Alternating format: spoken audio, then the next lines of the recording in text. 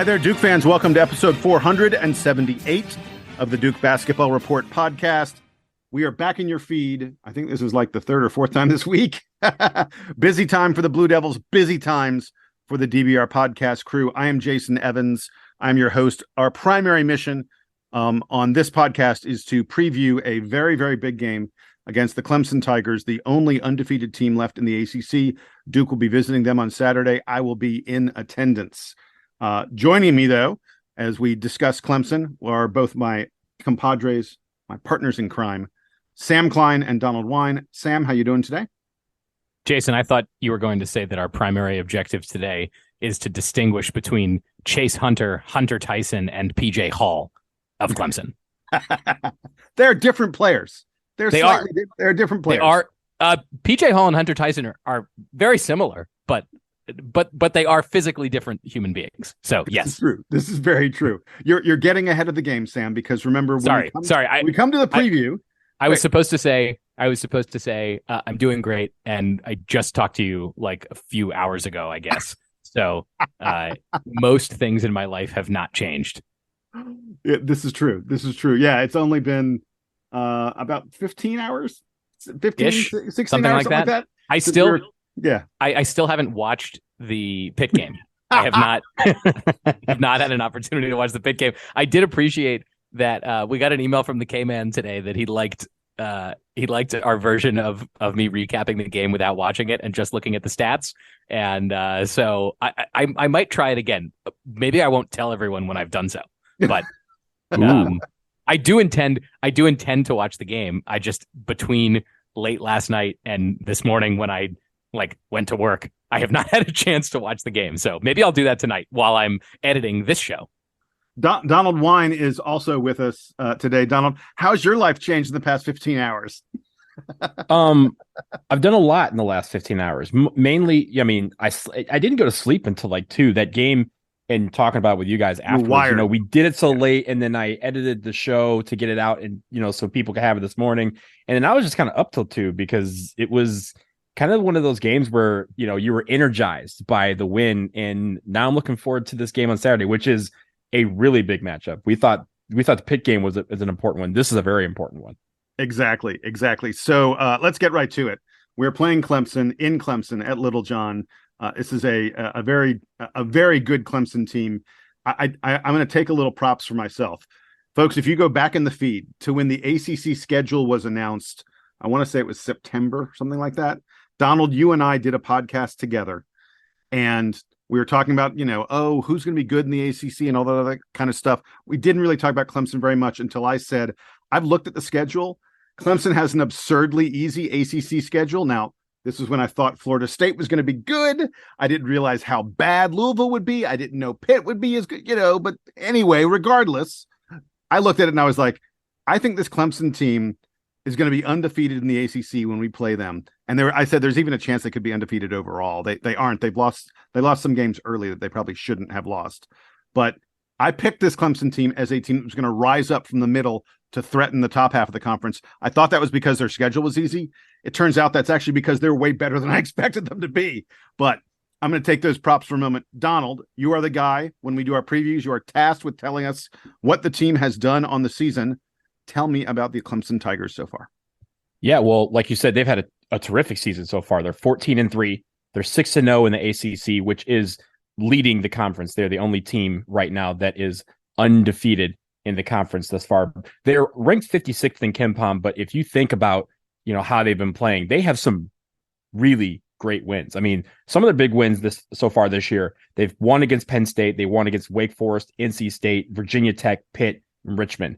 Their only losses that they have so far, South Carolina away and Iowa and Loyola of Chicago, both of those were on neutral court. So they are undefeated at home. Jason, where is this game on Saturday? It's in Little John Coliseum. So that already, the confidence for them is especially high when it comes to this game because of the fact that they are at home. Little John randomly, KenPom, obviously all of you out there know that we love KenPom and his stats. But one of the things that he does rate is the home court advantage. And Little John is rated in KenPom as the 27th best home court advantage so far this season in Division I. We already knew that because we've gone into Little John many, many times and struggled mightily against Clemson. against weaker teams than this one. So hopefully this team is ready to take on what is going to be a big crowd. They're going to be amped for this game. It's a Saturday afternoon game. Jason's going to be able to make the trip up from Atlanta to see this game. So it's big. And it's going to be one of these atmospheres that they've been talking about all week. How do they fight through that? How do they bring that energy from Cameron on the road? Because Little John is going to be bursting at the seams with energy. This is going to be a game where might is going to win the day. Who's going to want these loose balls? Who's going to want that rebound? Who's going to want to drive the lane and get to the foul line or make the bucket? Who wants the pressure? Who wants to absorb that pressure? This is going to be a big test for our team. I can't wait to see it. Donald, I'm looking at their schedule as well, and I want to ask you seriously, what's the best win that Clemson has on their schedule today? Because as you noted, they lost to Iowa. Iowa's like maybe the best team that they've played so far. NC State is also rated well. Penn State, they played to double overtime. Other than that, maybe Virginia Tech. Like we think I think the game at Virginia Tech is their best win. So this is where what I admire about Clemson, I think, to this point in the season is that they have prevailed mostly in their competitive games. They lost to South Carolina, which is not a good outcome. They lost to Loyola Chicago. Kentucky can talk about playing South Carolina. Kentucky's not making the NCAA tournament. Clemson is trying to make the NCAA tournament. Unfortunately for Kentucky, they are in different leagues right now. They lost to Loyola Chicago. They got crushed by Loyola Chicago, who is not the Loyola Chicago of the Porter Moser era. No. So I think you can actually look at Clemson's schedule. I don't know if I remember what the year was when Clemson was like the last undefeated team. They were like 17-0, and then they missed the NCAA tournament. I don't think the fall off is going to be that dramatic here, but I do wonder how much of this, like their advanced metrics don't say that they're one of the best teams, but their outcomes do. And I'm curious sort of how that continues to play for them, not just against Duke, but the rest of the way, because when we'll talk about the players for Clemson, they do have some outstanding players. They have, and the coaching has gotten a lot better there in Clemson, and a lot of these players have been playing together for a long time. So it's a different sort of like team and program than I think we're used to seeing the last few years. So I think I agree with you in that the NC State game was probably the most complete game that they put together so far this season. It was a 14-point win at home.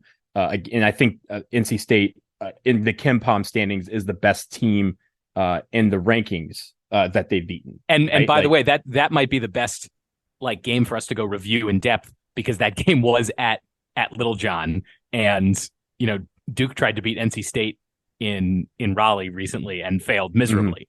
So but I am sure both of these teams, when they're thinking about sort of how to triangulate the expectations for this, they're probably both looking at that game. Yeah. So while that was the most complete game, I put forth for consideration the game that probably, explains what we're up against this weekend is the game that they had just under a week ago at Pitt, where they beat Pitt by 1. It was a matchup between, at that time, the top 2 teams in the ACC standings. They go on the road to Pitt. They squeak out a 1-point win. But watching that game, they had a toughness about them. Again, we just met a tough team in Pitt last night, right? And that toughness was matched in Cameron.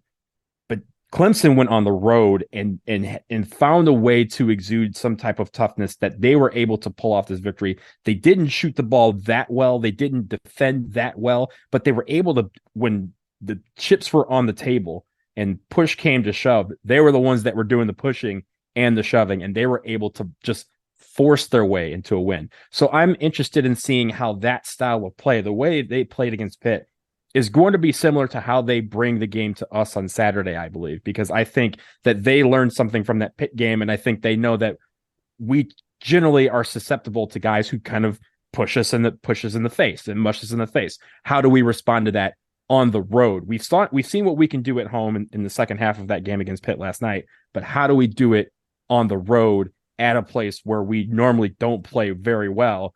How do we play against this Clemson Tigers? I think that's the Clemson Tigers we're going to see on Saturday. All right. So Sam mentioned the advanced stats and that Clemson isn't exactly a darling of the advanced stats, I'm going to dig into that a little bit more deeply. Ken Pomeroy says they're the number 56 team in the country, but since December 17th, almost exactly a month ago, they're 6-0 in the past month. And if you use Bart Torvik's, date sorting thing, since December 17th, they're the number 13 team in the nation, 13th best in the country. And it is worth noting that in that same time period, Duke is 123rd. Ouch. Not good. Not good at all. This Clemson team in conference play is number 3 on offense and number 1 on defense. That sticks out to me. That the best team in the entire ACC defensively so far has been the Clemson Tigers. And the thing that really jumps out to me when I was looking at their advanced stats, there's a weird rebounding situation happening with them. They're a terrible offensive rebounding team. Last in the ACC, 19% of their they only rebound 19% of their misses, which is a terrible offensive rebounding number. But they're one of the best teams in the ACC, one of the best teams in the country at defensive rebounding. Close to 80%. They grab close to 80% of the defensive rebounds available. Duke's lifeblood, we saw it against Pitt. We've seen it earlier in the year, is grabbing offensive rebounds, and Clemson does not give up many offensive rebounds. So that is a place that I worry about for Duke. Another place I worry about for Duke, the biggest weakness for the Clemson defense is something that Duke does not exploit very well. They give up a lot of three-pointers.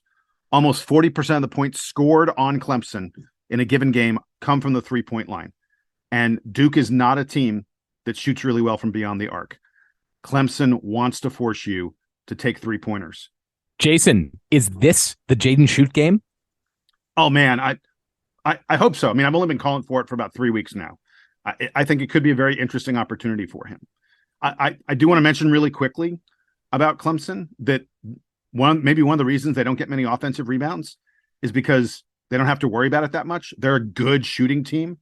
They hit better than 52% of their 2-point shots. They hit a stellar 39% from 3. Can you imagine that? 39%. Duke, does Duke have any player?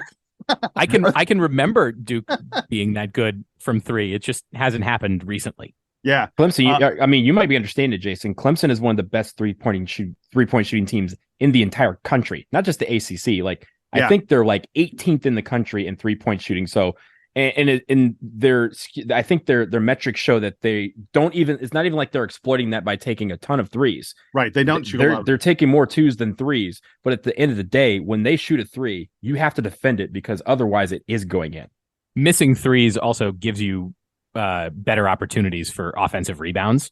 So there might be some relationship between the fact that they're judicious and pretty good at shooting 3s and the fact that offensive rebounding is not a key part of their offense, game plan. Yeah. Whereas for Duke, being a bad 3-point shooting team almost is part of Duke's offense is basically like passing the ball to Ryan Young via the backboard. I love the way you put it that way. It's worth noting, by the way, that in addition to being a good shooting team, Clemson is pretty good at holding on to the ball. They don't turn the ball over a lot. They're like top 30, top 35 in the country at turnovers in terms of their offense. Now on defense, they don't really get many turnovers either. The thing they do really well on defense is they stop you from hitting 2-point shots. They like to force you to take a shot with a hand in your face, and their opponents only hit about 44% of their 2-point field goals. So that's sort of where Clemson excels. I would expect this to be a fairly low-scoring, slowish kind of game. Clemson doesn't play particularly fast. They're on defense, especially. They like to force things deep in the shot clock. And Duke is not a team that likes to shoot a lot. Ken Pomeroy expects the final score to be 70-69. He thinks Clemson wins this game by 1. Sam, your turn. Tell me a little bit more about the Clemson players. Well, one more point on Clemson's defense. You mentioned that they don't force a lot of turnovers.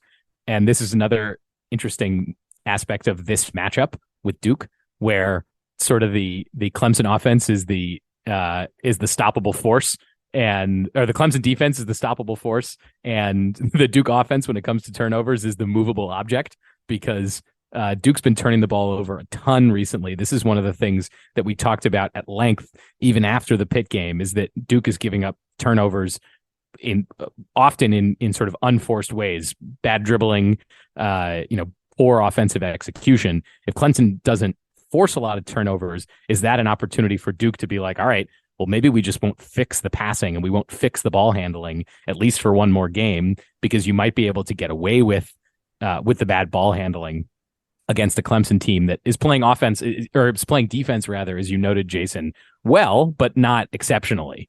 And this is one of the things that I think has been improving for them, but I don't know if that's like a strength yet. And maybe it's something that is continuing to evolve for them. There's, as you mentioned, they're 6-0 in the ACC, and that over the last month they've been probably the best. I mean, they have been the best team in the conference. So this is still like an evolving product, which is interesting as I transition to talking about the players.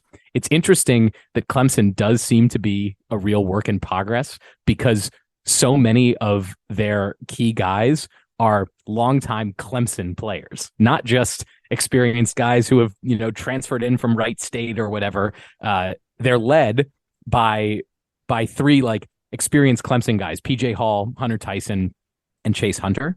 And I think Duke fans probably remember PJ Hall the most. He was an absolute beast against Duke last year. He's always played significant minutes for Clemson. He's still playing significant minutes for Clemson. He's a big guy down low.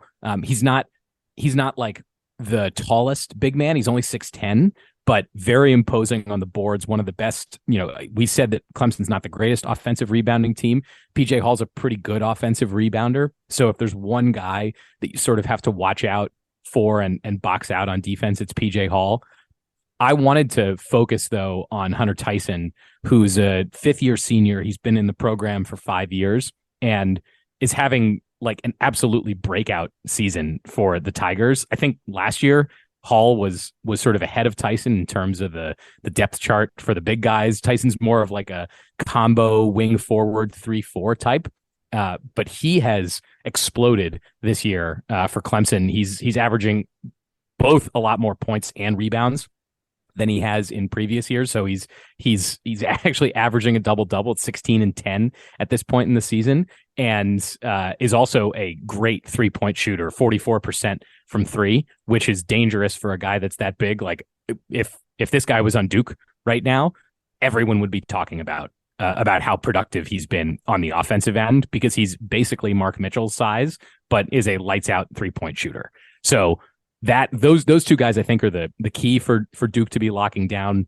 On the defensive end for Duke, it feels like the defense on the wing and on the interior is maybe a little bit more advanced, because Duke has, I think, more athletic weapons to throw at other teams right now there, especially if Mitchell is keyed in on Tyson, or if Dereck Whitehead is playing really well. At the point guard spot, it's also a Hunter. Chase Hunter is the point guard for Clemson, averaging 4.5 assists, but also 2.5 turnovers per game. So I do wonder if Duke is able to, mix things up with him, maybe speed him up a bit. You said, Jason, that Duke is not expecting to play a fast game. This has not been Duke's style yet this season, or we don't think that's going to change. But on defense, Duke can wreak havoc on guys who are turnover prone. So in a lot of ways, it's a very interesting matchup of styles here, where Clemson has been really, really efficient on offense, especially recently. How much is Duke able to disrupt that is going to be interesting to me. But the experience, huge advantage to Clemson in this one, because, like I said, it's not just that they have guys that are old; it's that they have guys that are old that have played for Brad Brownell.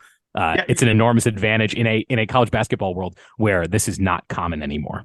I'm so glad you brought this up, because when I was looking at their roster, I noted the very same thing. The only transfer on their roster is Brevin Galloway, who came over from Boston College. People may remember him. He played at BC last year. He's the only transfer on their roster. He's a super senior. He's been around the ACC for a long time. And the ironic thing about Brevin Galloway is he grew up in Anderson, South Carolina, which is like 20 minutes south of Clemson. Like, this is a guy who basically grew up in the shadow of Clemson, ended up eventually, I think he went to like Charleston or someplace first, but eventually ended up at BC. And then when he gets his extra year, his COVID year, he comes back to Clemson, basically comes home But yeah, How do you grow up in South Carolina and end up at Boston College? Sometimes you got to get away from home. Yeah. Appreciate going back home. Maybe I just don't understand the process here, but like, why would you end up at Boston College? We have to ask. You know what? Hey, if I'm in the locker room and I see Brevin Galloway, I'll ask him how that happened. Yeah, let me get that info from him, because I'm fast, especially if he starts at Charleston, because he's like, all right, I'm going to school. Like, I mean, Charleston's not in Clemson, right? It's still a few hours away, but like, right, I'm going to school relatively close to home. I guess once you go to BC, you play a lot of away games in the Carolinas, so your parents can still come to see you. But man, that's a fascinating choice.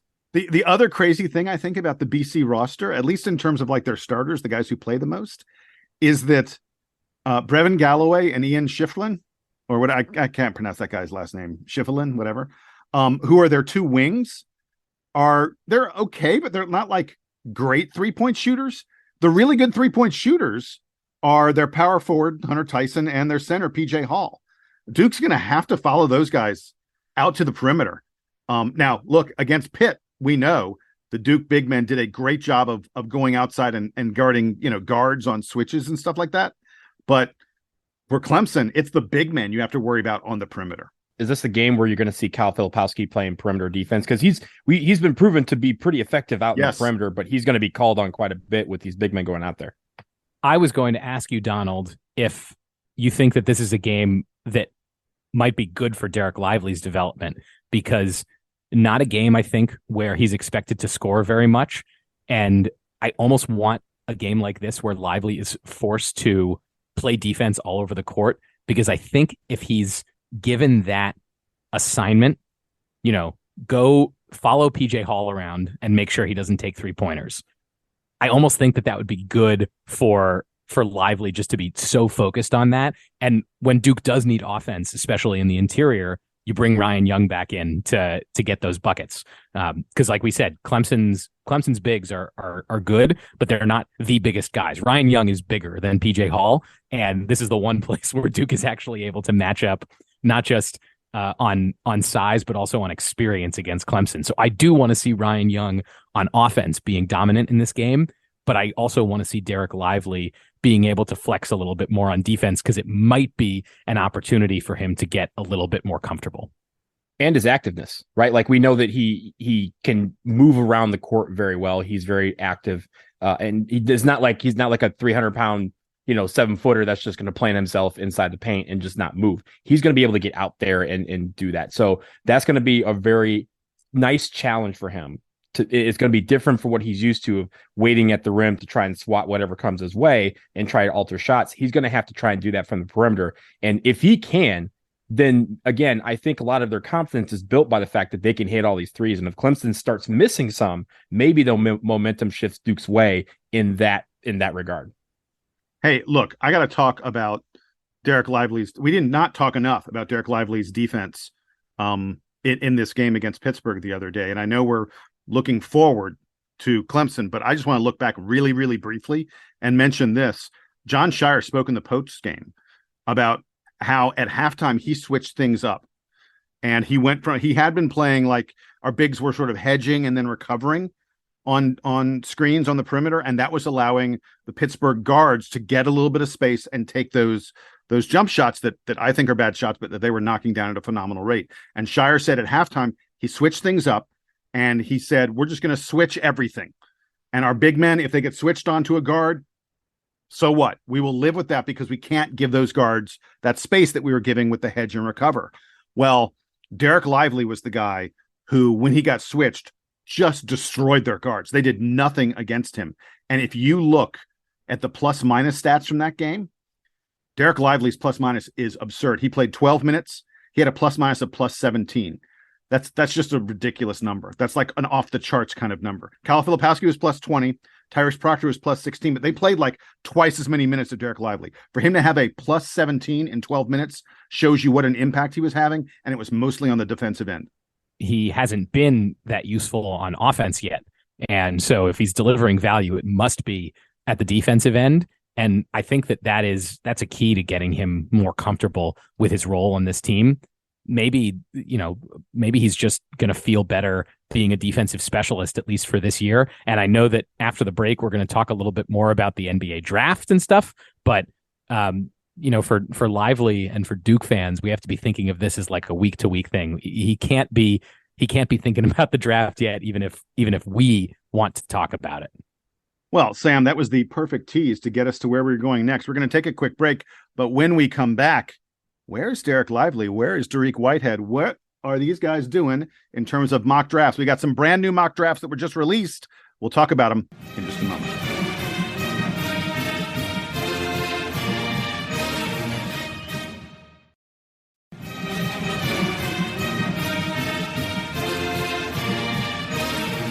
All right, guys, we're back from the break, and we want to just very quickly, we're not going to spend a lot of time on this because it's a little absurdly early for it, but we want to talk a little bit about the NBA draft. And look, I know, believe me, I'm like all of you. I have this fantasy that everybody's coming back. They're not coming back. That's just the reality. It's not going to happen. Wait, whose fantasy is that? Because I assume these days that they're all gone. There's the reality we've all accepted. There's the fantasy we all hope for. If you don't think it'd be great that Dariq Whitehead and Dereck Lively and Jeremy Roach and Mark Mitchell and Kyle Filipowski all returned to, and Tyrese Proctor all returned to Duke, you're crazy. I'd love to see Dereck Lively should be benched in favor of Vernon Carey right now. So exactly right. Exactly. In any event, can you imagine Vernon Carey would average 47 points a game? It'd be fun. And last year we would have won our third title in a row with Zion, something like that. I think so. Mm-hmm. In any event, both The Athletic and Sports Illustrated released brand new mock drafts today. And I say today, folks, you're probably listening to this on Friday. We're recording this on Thursday. So if you're like, wait, I heard about that yesterday, bear with us. Understand the limits of time travel on podcasts. In any event, brand new mock drafts came out, and I just wanted to mention where the Duke guys are in these mock drafts because I think it's interesting and indicative of perhaps what we can expect from them in terms of decisions. In The Athletic, Sam Vecenie, who's as good as anybody there is out there at mock drafting and such, did a, by the way, both of these are full drafts. They do both a first round and a second round. He has Dariq Whitehead going number 10. I know a lot of people thought that Whitehead's stock had slipped a lot. Vecenie had him lower earlier. He's back up to number 10. He really thinks that Dariq Whitehead has been playing like himself lately and that the NBA sees a lot to like there. He has Kyle Filipowski going number 29, just at the very end of the first round. We can talk about, I think that's the kind of spot where Filipowski may think he might want to come back rather than risk not being a first rounder. We'll see. And Sam Vecenie has Dereck Lively going number 33. He does not mention any other Dukies. He doesn't have Mark Mitchell, Tyrese Proctor, Jeremy Roach, who are the other guys that sort of talked about. None of them go in his second round. Sports Illustrated has Whitehead going 17, a little bit lower than The Athletic does. Has Kyle Filipowski 22, a little bit higher than The Athletic does. Has Dereck Lively 26, again, a little bit higher, and at that end of the first round. And there have been a lot of draft analysts who say, yeah, Lively's, no matter what happens this year, Lively's still a first rounder. But the really interesting thing, SI has Mark Mitchell going number 25. Again, The Athletic doesn't even have Mitchell in the second round. Sports Illustrated has Mark Mitchell toward the back end of the first round. By the way, no one has Tyrese Proctor. No one has Jeremy Roach going anyplace yet. Yeah, so there was also a Bleacher Report mock draft. This wasn't as recent as yours. I think it was from the first or second of the year. And it was the first one that I have seen that had Dereck Lively outside of the first round. I had him going like 36 to the Lakers. Fill in the teams with whatever, right? We're talking about kind of just general frames of picks, but it brings up an interesting conversation of, we've compared him so much to the trajectory of Mark Williams and how, as a freshman, Mark Williams at this point in the year was barely seeing the bench, much less the floor, and turned into a lottery pick, really, right? So is that the trajectory by Dereck Lively staying another year and blossoming hopefully into the player that we all thought he was going to be and the person that everyone believed was the number one person in this draft class? But I think, first of all, the mock drafts are called mock drafts for a reason, because some of them are terrible and we can mock them, but some of them do give a good insight as to what we're looking at here and who these guys are trying to compare themselves to.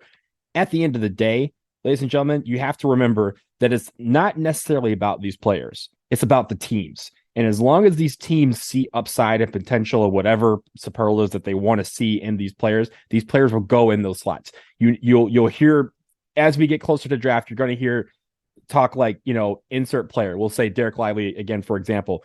Dereck Lively's not getting past 10 because the Lakers are so high on him that they're not going to let him go, right? So no matter what, it does not matter if you think he's the 10th best player in the draft or that he should be drafted by Lakers. If a team wants him at a particular moment, they're going to go get him, or they may even trade up to get him. So while this is cool, and this is, the numbers that you presented, Jason, aren't mocks. We don't have to mock them, but it is interesting to kind of compare where they're at right now compared to other guys in college basketball, and also, the factoring in of the guys from abroad.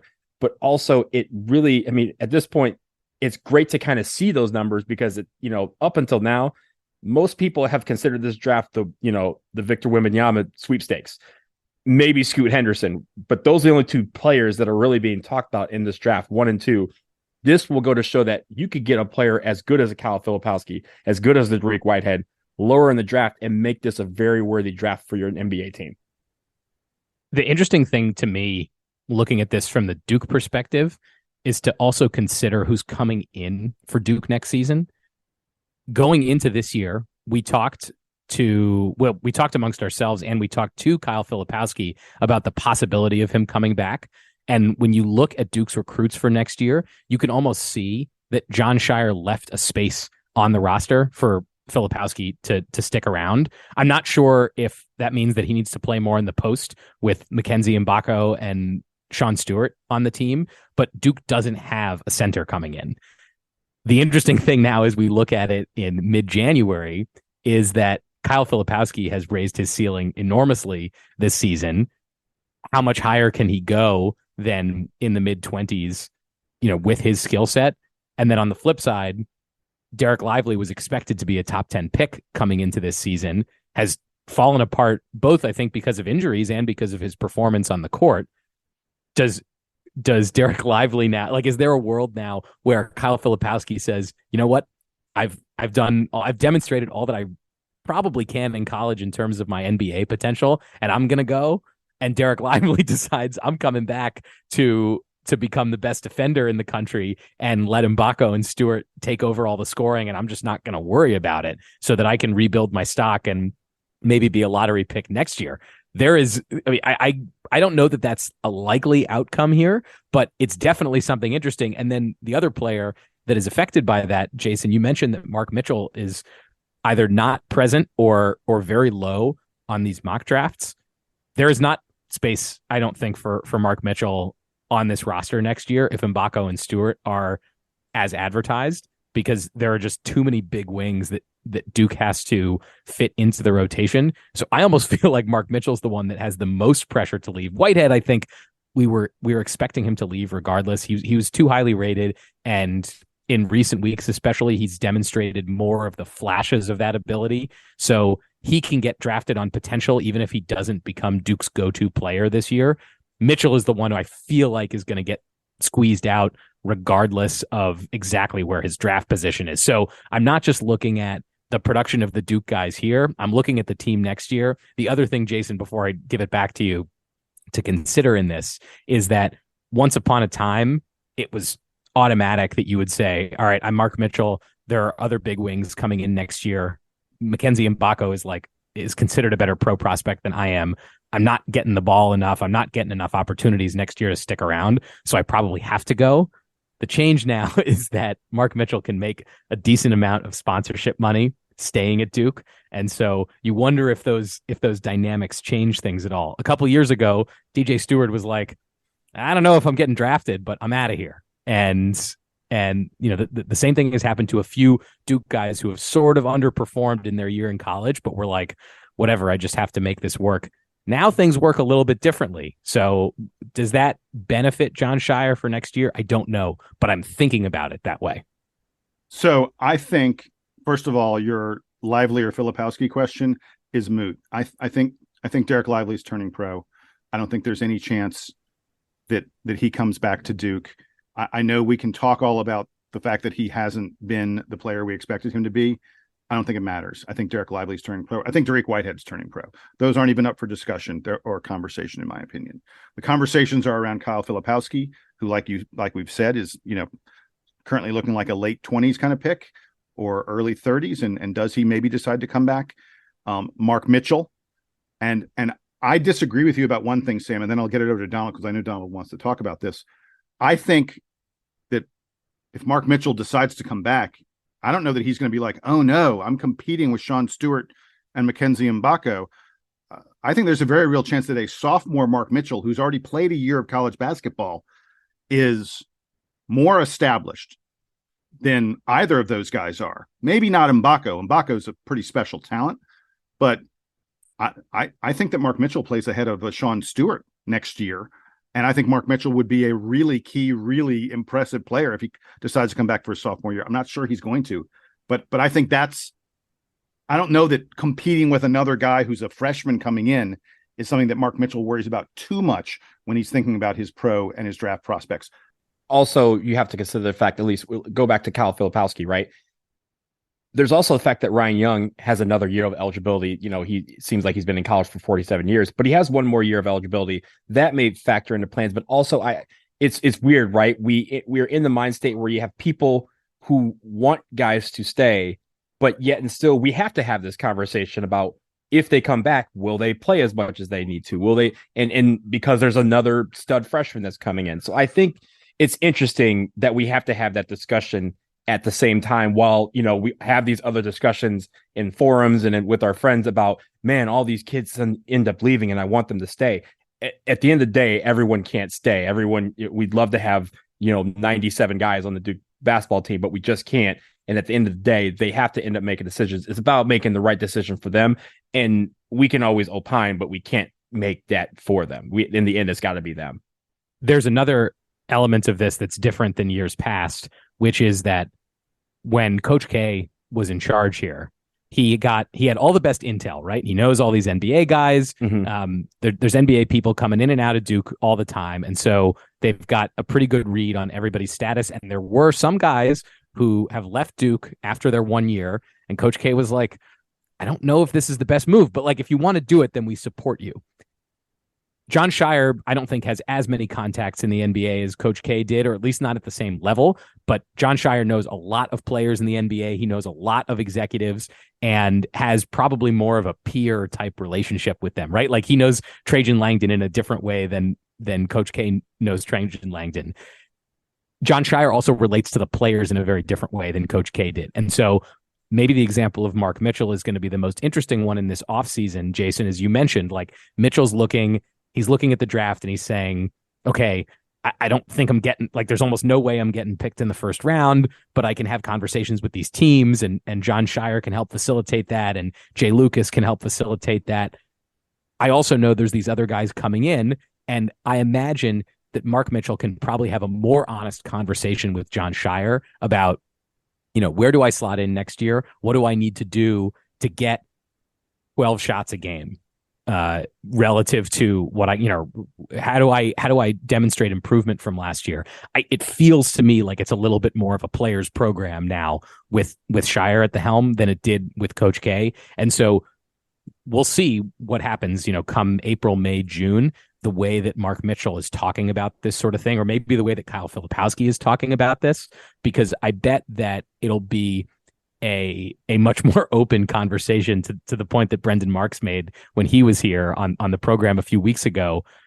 Everything's a little bit more open with the Duke basketball program now. And so I wonder if we're going to hear more about how John Shire is working with the players and talking publicly about how the decision process is going to go, such that there aren't hard feelings. I think the thing that we were most worried about, at least that I was worried about during the Coach K years that overlapped with One and Done, which is when we've been doing this show, is that guys sometimes leave and then sort of have a sour taste in their mouths. They get the Will Avery treatment from Coach K. I don't think that's happening anymore under John Shire. It's not. So no. It's going to feel, I think, pretty different when spring rolls around and all these guys are making decisions. Hopefully we get to hear more about it, because it's very interesting to see this part of the process.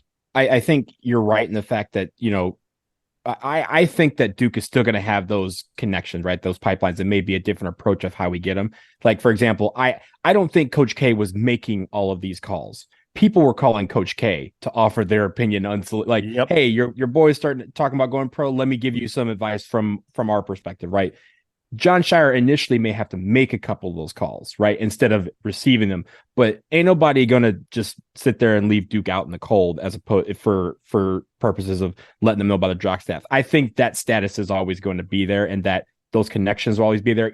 Even if Sam, as you said, if it's going to be via peer-to-peer interaction, like through some of the guys who are still kind of playing, or if it's guys that are on the younger end of scale, but like.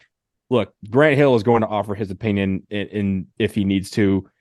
Billy King is going to offer his opinion if he needs to. Trajan Lincoln is going to offer his opinion if he needs to.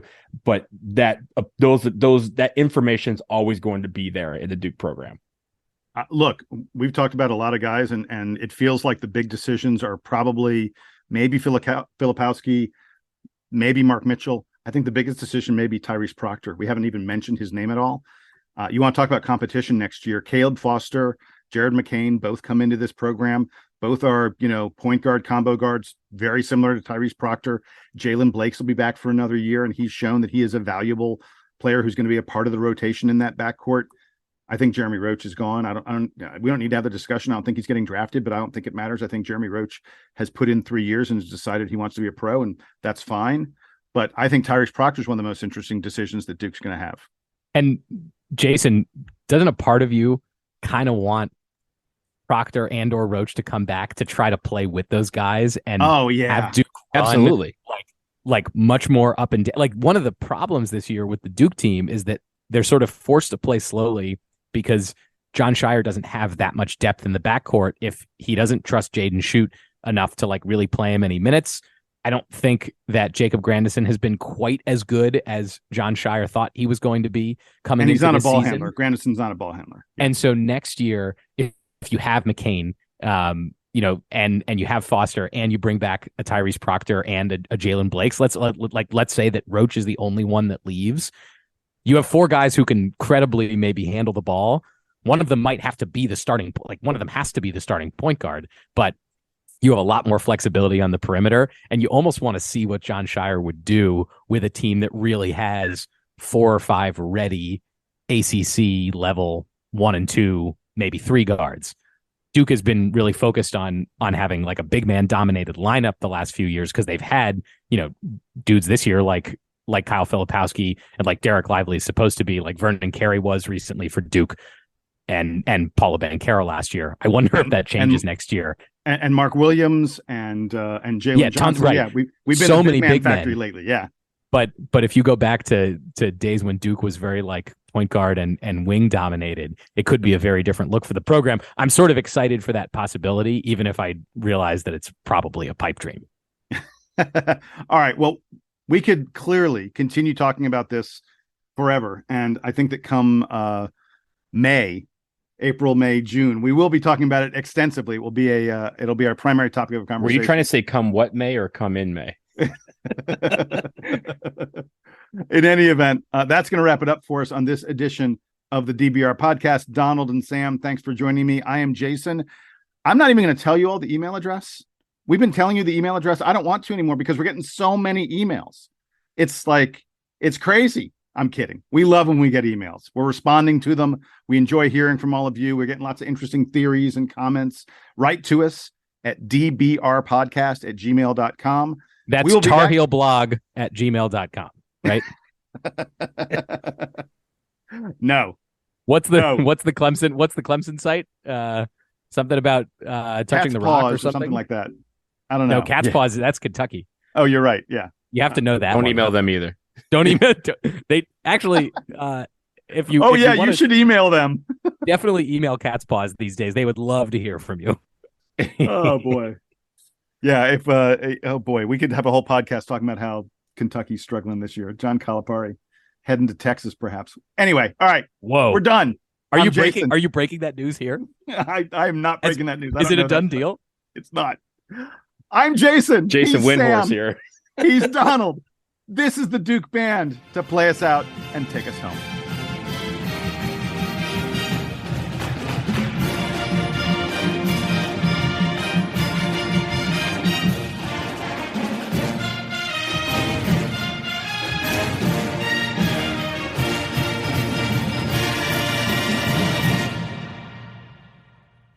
Good job, Jason Woj Evans.